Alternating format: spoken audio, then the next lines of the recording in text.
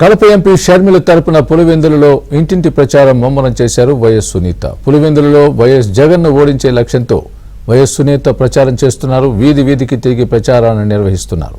YS Vivekananda Reddy హత్య కేసులో నిందితుల్ని జగన్ రెడ్డి రక్షిస్తున్నారని పదే పదే ఆరోపిస్తున్న వైఎస్ సునీత కడప ఎంపీ అభ్యర్థి వైఎస్ అవినాష్ రెడ్డిని ఓడించాలని నడుం బిగించారు. షర్మిలను అఖండ మెజారిటీతో గెలిపించి న్యాయం చేయాలని ఆమె అందరినీ అభ్యర్థించారు. అంతకుముందు పులివెందుల పూలంగళ్ల సర్కిల్ వద్ద వినాయకుడి గుడిలో ప్రత్యేక పూజలు నిర్వహించారు వైఎస్ సునీత.